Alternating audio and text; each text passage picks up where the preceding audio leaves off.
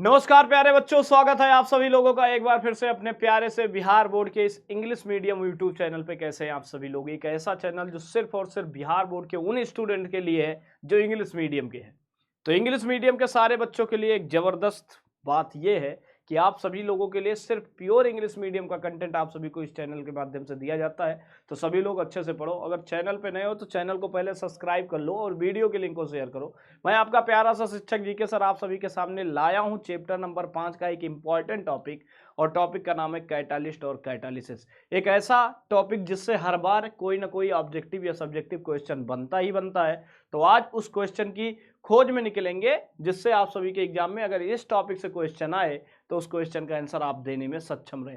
तो प्यारे बच्चों, सबसे पहले वीडियो के लिंक को शेयर कर दो और ज्यादा बच्चों को यहाँ पे कनेक्ट कर लो। फिर आज इस क्लास की शुरुआत करते हैं। तो प्यारे बच्चों, जैसा आप सभी को पता है, आज का जो टॉपिक है अपना वो है कैटालिसिस। कैटालिसिस का मतलब, कैटालिस्ट एक सब्सटेंस होता है, काफी बार आपने केमिस्ट्री में नाम सुन रखा होगा। आपको पता है कि जो कैटालिस्ट होते हैं, जो क्या होता है बेटा, कैटालिस्ट होता है। क्या बेटा? कैटालिस्ट। कैटालिस्ट एक ऐसे सब्सटेंस है जो किसी भी रिएक्शन की रेट को इंक्रीज कर सकते हैं। हम लोगों ने केमिकल काइनेटिक्स में पढ़ा है, रेट ऑफ रिएक्शन पढ़ा है ना। रेट ऑफ रिएक्शन, रिएक्शन कितनी तेजी से हो रही, कितना धीरे हो रही, कितनी वेलोसिटी के साथ होती है, उसे रेट ऑफ क्या कहते हैं बेटा? रिएक्शन कहते हैं। तो इस रेट ऑफ रिएक्शन को इंक्रीज करना हो या डिक्रीज करना हो, इसके लिए बेटा हम बाहर से एक सब्सटेंस का यूज कर लेते हैं। कोई बाहर से एक सब्सटेंस लेते हैं जो केमिकल रिएक्शन में ऐड कर देते हैं, और ये सब्सटेंस क्या करता है, रिएक्शन की रेट को बढ़ाने में भी कैपेबल है और इसको घटाने में भी सक्षम है। तो जो रेट ऑफ रिएक्शन को बढ़ा भी सकते हैं, घटा भी सकते हैं, ऐसे सब्सटेंसेस को हम लोग क्या कहते हैं बेटा? कैटालिस्ट के नाम से जानते हैं। ऐसे सब्सटेंस को क्या कहते हैं बेटा? कैटालिस्ट के नाम से जानते हैं। कैटालिस्ट क्या होता है? ये रिएक्शन में पार्टिसिपेट नहीं करता, मतलब इसका मास में कोई चेंज नहीं आएगा, इसके शेप में कोई चेंज नहीं आएगा, फिर भी ये रिएक्शन की रेट को बढ़ा सकता है या फिर घटा सकता है। तो ऐसे सब्सटेंस जो रिएक्शन की रेट को बढ़ा भी सकते हैं और डिक्रीज भी कर सकते हैं, ऐसे सब्सटेंस को हम लोग क्या कहते हैं? कैटालिस्ट। अगर कोई भी सब्सटेंस ऐड करने पर किसी भी रिएक्शन की रेट बढ़ जा रही है, क्या हो जा रही है बेटा? रिएक्शन की रेट बढ़ जाती है। तो अगर बढ़ जा रही है तो इसे कहते हैं पॉजिटिव कैटालिस्ट। क्या कहते हैं बेटा? Positive catalyst. अगर बेटा घट जाती है तो इसे कहते हैं नेगेटिव कैटालिस्ट। क्या कहते हैं? Negative catalyst. क्या कहते हैं? या फिर इसी को नाम देते हैं पॉइजनस कैटालिस्ट। क्या बोलते हैं? Poisonous catalyst. रिएक्शन की रेट को बढ़ने या घटने की इस फेनोमिना को हम लोग कहते हैं कैटालिसिस। क्या कहते हैं बेटा? कैटालिसिस। अब दोनों पॉइंट को रिलेट करते हैं, दोनों पॉइंट्स को आपस में क्या करते हैं? रिलेट करते हैं। किसी भी रिएक्शन की रेट को इंक्रीज करने के लिए या डिक्रीज करने के लिए जिस किसी भी सब्सटेंस का यूज किया जाता है, वो सब्सटेंस हमारे लिए कैटालिस्ट कह लेते हैं। और ये अब प्रक्रिया जो है जिसके द्वारा ये रेट ऑफ रिएक्शन बढ़ रहा है, घट रहा है, इसी को हम लोग क्या कहते हैं? कैटालिसिस। मतलब कैटालिस्ट के द्वारा किसी भी रिएक्शन की रेट का बढ़ना या घटना क्या कहलाता है? कैटालिसिस कहलाता है। तो आओ बेटा सबसे पहले इसकी डिफिनेशन की तरफ चले। डिफिनेशन इंपॉर्टेंट है। सबसे पहले क्या चलते हैं बेटा? डिफिनेशन की तरफ चलते हैं, और डिफिनेशन अपने लिए क्या बेटा? इंपॉर्टेंट है। कहते हैं कैटालिसिस क्या है? कैटालिसिस है क्या? एकदम अंग्रेजी में समझो। कह रहे हैं सब्सटेंस, पदार्थ which alter the rate of chemical reaction, जो किसी भी रिएक्शन की रेट को चेंज कर देते, अल्टर कर देते, and themselves remain chemically and physically या क्वांटिटेबली अनचेंज, और जो रिएक्शन में खुद से क्या रहते हैं? अनचेंज रहते हैं। आफ्टर द रिएक्शन के बाद they are known as catalyst, उनको हम क्या कहते हैं? कैटालिस्ट कहते हैं। और इस फेनोमिना को हम लोग क्या कहते हैं बेटा? कैटालिसिस कहते हैं। और इस फेनोमिना को क्या कहा जाता है बेटा? कैटालिसिस के नाम से कहा जाना जाता है। तो कैटालिसिस क्या है? एक तरीके का सब्सटेंस है जो केमिकली और क्वांटिटेबली, मतलब मात्रात्मक रूप से, द्रव्यमान में इसके कोई भी चेंज नहीं होगा। तो क्वांटिटेबली और साथ ही साथ केमिकली, जिसमें कोई भी चेंज ना आए, लेकिन ये कैपेबल होते हैं किसी भी रिएक्शन की रेट को बढ़ाने के लिए या फिर उसको घटाने के लिए। ऐसे सब्सटेंस को कैटालिस्ट कहते हैं, और इस फेनोमिना को क्या कहा जाता है? कैटालिसिस कहा जाता है। एग्जाम्पल समझो, एग्जाम्पल समझाता हूं। जैसे हम लोगों ने एक पढ़ा है, 9-10 से ही पढ़ते आ रहे हैं, formation of ammonia. Formation of क्या देखते हो बेटा? अमोनिया। सबको आसानी से याद है, बहुत आसान से रिएक्शन है। Formation of ammonia by the कौन सा प्रोसेस बेटा? Haber process. जो हैबर प्रोसेस होता है उसके थ्रू हम किसका फॉर्मेशन करते हैं? अमोनिया का फॉर्मेशन करते हैं। इसमें क्या होता है? नाइट्रोजन गैस होता है, और यहाँ पे क्या होता है? 3 मोल हम हाइड्रोजन गैस लेते हैं, दोनों आपस में रिएक्ट करते हैं, अमोनिया का क्या करते हैं, फॉर्मेशन करते हैं। यहाँ पे आयरन हम कैटालिस्ट का यूज करते हैं और मॉलिब्डेनम किसका यूज करते हैं बेटा, मॉलिब्डेनम कह सकते हो, मॉलिब्डेनम किसका यूज करते हैं, प्रमोटर का यूज करते हैं। तो यहाँ पे जो आयरन है ना बेटा, आयरन जो आपके पास है, ये आयरन यहाँ पे कैटालिस्ट का काम करता है। आयरन का यूज ये है कि रिएक्शन की रेट को बढ़ाने के लिए हम यहाँ पे आयरन का क्या करते हैं, यूज कर लेते हैं, और आयरन जितना ज्यादा होता है उतनी तेजी से रिएक्शन बढ़ती है। तो यहाँ पे आयरन किसका काम कर रहा है, कैटालिस्ट का। तो देखो आयरन के प्रेजेंस में इस रिएक्शन की रेट बढ़ी है, इस रिएक्शन की रेट क्या हो गई, बढ़ गई, इसलिए इसको क्या बोलोगे, कैटालिसिस के नाम से जानोगे। क्लियर हो गया, आई होप सभी को क्लियर हो गया होगा। ठीक है, अब दूसरे पॉइंट पे आते हैं। दूसरी डिफिनेशन इससे रिलेटेड इंपॉर्टेंट है कि भाई प्रमोटर क्या होता है और पॉइजन्स क्या होते हैं।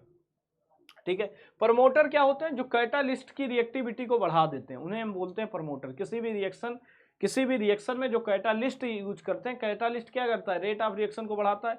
लेकिन किसी भी कैटालिस्ट की एक्टिविटी को इंक्रीज करने के लिए जिस भी सब्सटेंस का यूज करते हैं वो हमारे लिए प्रमोटर होते हैं।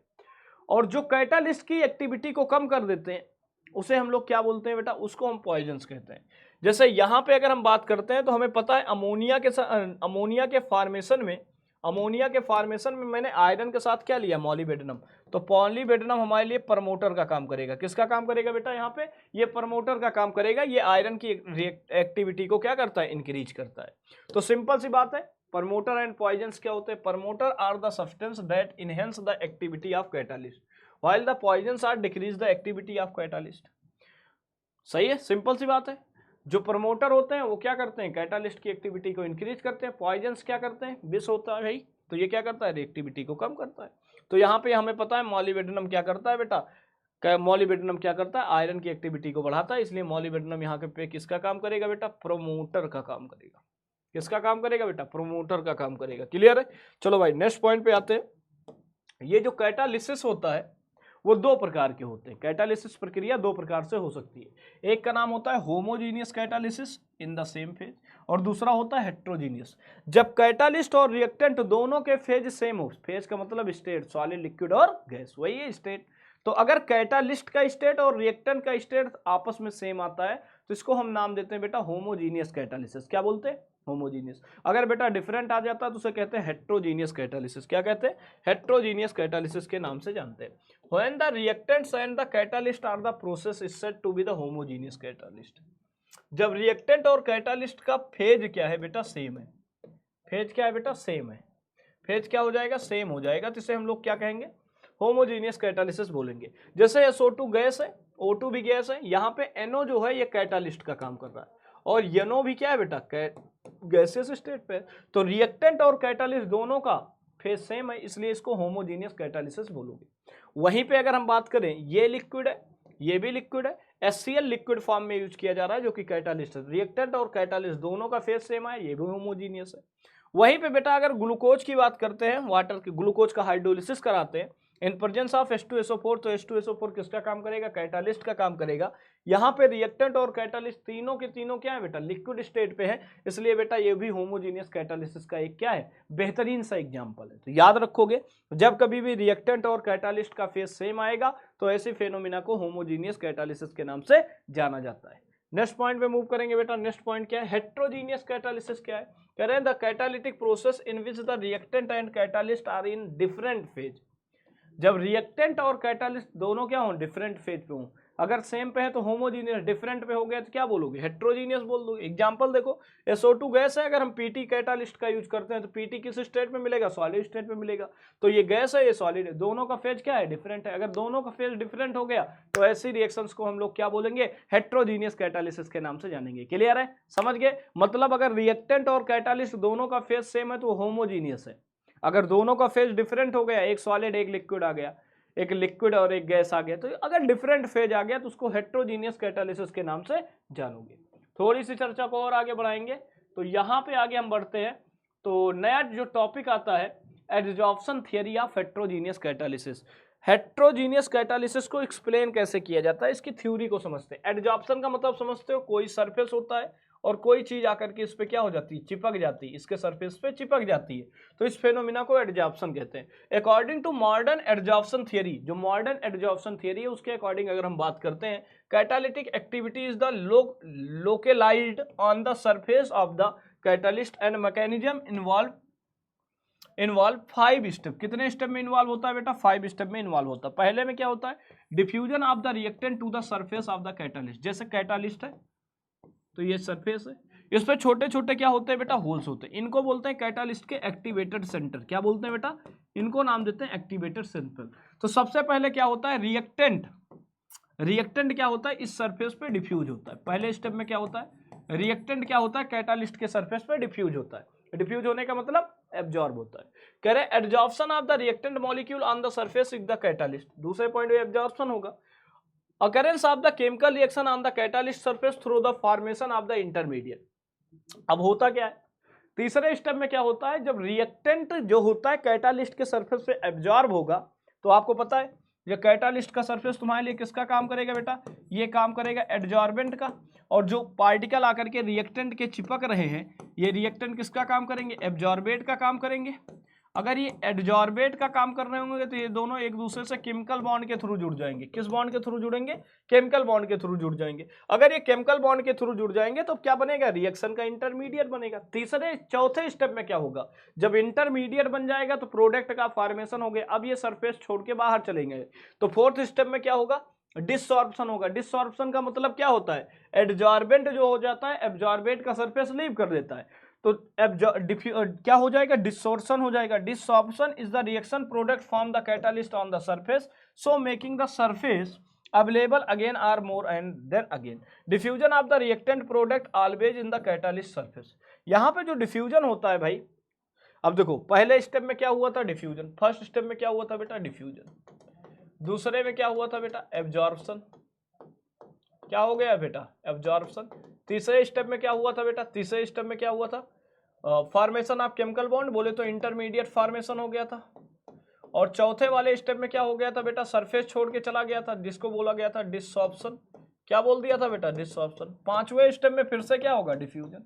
अब फिर से अगर पांचवें स्टेप में डिफ्यूजन होगा, फिर एडजॉर्प्शन, फिर इंटरमीडिएट, फिर डिसऑप्शन। इस तरीके से रिएक्शन ऑलवेज आगे प्रोसीड होती चली जाएगी। तो ये तरीका होता है किसी भी कैटालिसिस के मैकेनिज्म को एडजॉर्प्शन थ्योरी के बेस पे क्या करने का, एक्सप्लेन करने का। ठीक है। अब बेटा यहाँ पे कह रहे हैं this theory explain why the catalyst remain unchanged in the mass and chemical composition at the end of the reaction and effective even the small quantity.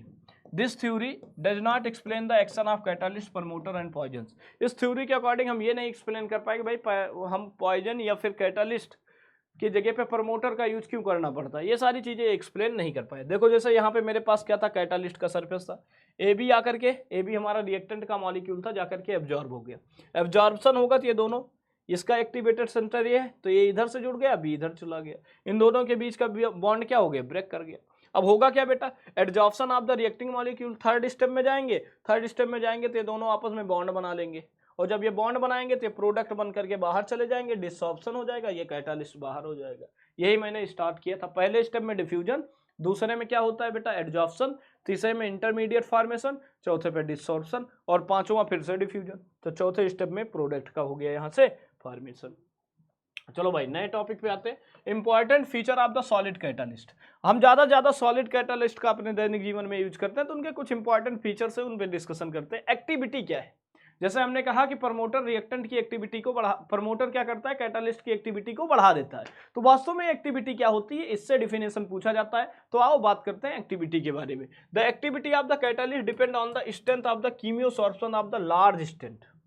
ये इस बात पे डिपेंड करता है कि जो आपके पास रिएक्टेंट है वो कितना ज्यादा केमिकल बॉन्ड के थ्रू कैटालिस्ट से जुड़ा है, ये इसकी एक्टिविटी को दिखाता है। जो जितना ज्यादा स्ट्रॉन्ग केमिकल बॉन्ड बनाने के लिए उत्साहित होगा उसकी एक्टिविटी उतनी ज्यादा होगी। The reactant must get absorb on the reasonably strong on the catalyst become to active.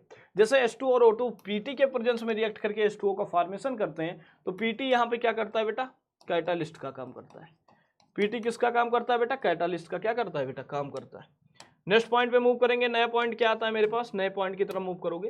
Selectivity क्या होती है, कुछ पर्टिकुलर रिएक्शन के लिए कुछ पर्टिकुलर हमारे पास क्या होते हैं बेटा, कैटालिस्ट का यूज किए जाते हैं, जिनको हम सेलेक्टिविटी के नाम से जानते हैं। The selectivity of catalyst is the ability to direct reaction L to the particular product. Example है reactant of H2 plus O2। Reaction आप क्या बेटा, CO सॉरी, रिएक्शन आप O2 plus CO, different catalyst different product का formation होता है। जैसे CO plus H2 निकल के प्रेजेंस में रिएक्ट करता है, CH4 और H2O का फॉर्मेशन करता है। इसी तरीके जब CO और H2 आपस में रिएक्ट करता है कॉपर के प्रेजेंस में, तो ये अल्कोहल का फॉर्मेशन करता है। जब CO और H2 आपस में रिएक्ट करता है कॉपर के प्रेजेंस में, तो ये क्या बनता है, फॉर्मल्डिहाइड का फॉर्मेशन करता है। ठीक है, तो ये सारे पॉइंट्स हमारे पास आते हैं, नोट कर लेंगे इन सारे पॉइंट्स को। नेक्स्ट पॉइंट पे आगे का हम डिस्कशन बढ़ाएंगे। नए पॉइंट क्या है, सेल्फ सेलेक्टिव कैटालिस्ट क्या है। The catalytic reaction that depend on the pure structure of the catalyst and the size of the reactant product molecule is called self selective catalyst. देखो जो कैटालिस्ट होते हैं उस पे एक्टिवेटेड सेंटर होते हैं, उनके पर्टिकुलर शेप होते हैं। अगर उसी शेप का रिएक्टेंट जाकर के उस पर बैठ जाता है तो आसानी से रिएक्शन की रेट बढ़ जाती है। डिफरेंट शेप का जाएगा तो आसानी से एडजस्ट नहीं होगा, तो रिएक्शन की रेट थोड़ा सा डिस्टर्ब करेगी। तो इसीलिए सेफ सेलेक्टिव कैटालिस्ट का यूज करते हैं। जो जियोलाइट्स होता है ना बेटा, ये सेफ सेलेक्टिव कैटालिस्ट का काम करता है। इसका एक एग्जांपल है ZSM5। पूछा जाता है, ऐसे 4 ऑप्शन दिया जाएगा ABCD, और आपसे पूछेगा इसमें सेफ सेलेक्टिव कैटालिस्ट क्या है, तो आप हमेशा देखना उसमें एक ऑप्शन ZSM दिया जाएगा। तो ये बेसिकली अपने लिए किसका काम करता है, सेफ सेलेक्टिव कैटालिस्ट का काम करता है, जो एल्कोहल को गैसोलीन या पेट्रोल में कन्वर्ट करने के लिए बहुत ज़्यादा यूजफुल है। ठीक है, चलो भाई नेक्स्ट टॉपिक पे आते हैं। नया टॉपिक क्या आता है अपने पास, नया टॉपिक है एंजाइम कैटालिस्ट। एंजाइम क्या होते हैं, ये nitrogenous organic compound, they are usually protein molecule high molecular mass, mainly reaction that to occur in the body of the animal and the plant maintain the life process catalyzed by the enzyme. The enzyme are the termed as the biochemical catalyst and the phenomena is called biochemical example। ठीक है, जैसे अगर हम glucose की बात करते हैं, glucose का हाइड्रोलिसिस करवाते हैं इन्वर्टेज एंजाइम के प्रेजेंस में, तो ये ग्लूकोज जो होता है सुक्रोज का करवाते हैं भाई, सुक्रोज का हम क्या करते हैं, हाइड्रोलिसिस करवाते हैं इन्वर्टेज एंजाइम के प्रेजेंस में, तो ये ग्लूकोज और फ्रक्टोज में डिकम्पोज हो जाता है। वहीं अगर मैं ग्लूकोज का डिकम्पोजिशन कराता हूँ, तो यहाँ से आगे बढ़ते हैं। Characteristics of enzyme catalyst. Enzyme catalyst की कौन कौन सी कैरेक्टरिस्टिक्स हैं उसके बारे में बात करें, तो enzyme are the highly efficient, highly specific in nature and the highly active under the optimum temperature and optimum pH। एक फिक्स pH वैल्यू पर ही इनकी एक्टिविटी मैक्सिमम होती है। फिक्स वैल्यू पर ही अगर हम बात करें तो इसका टेम्परेचर, फिक्स टेम्परेचर पे ही इनकी रिएक्टिविटी ज़्यादा होती है। The enzymatic activity increase the presence of the certain substance known as coenzyme. जो इनकी रिएक्टिविटी को बढ़ाते हैं ऐसे एंजाइम्स को कोएंजाइम कहते हैं। Certain substance known as the inhibitor or the poison reduce the completely destroy the catalytic activity of enzyme। जो एंजाइम की एक्टिविटी को डिक्रीज कर देते हैं उनको हम लोग क्या कहते हैं बेटा, उनको हम लोग कहते हैं इनहिबिटर या poison activity, poison catalytic activity के नाम से जानते हैं। क्लियर है सभी बच्चों को यहाँ तक क्लियर? तो ठीक है, आज की चर्चा को बेटा यहीं पे करेंगे समाप्त, अगली चर्चा करेंगे नेक्स्ट क्लास में। तब तक के लिए धन्यवाद, बाय टेक केयर, मिलते हैं बेटा अगली क्लास में। देखते रहो, चैनल को सब्सक्राइब कर लो, वीडियो को लाइक कर दो। Bye take care.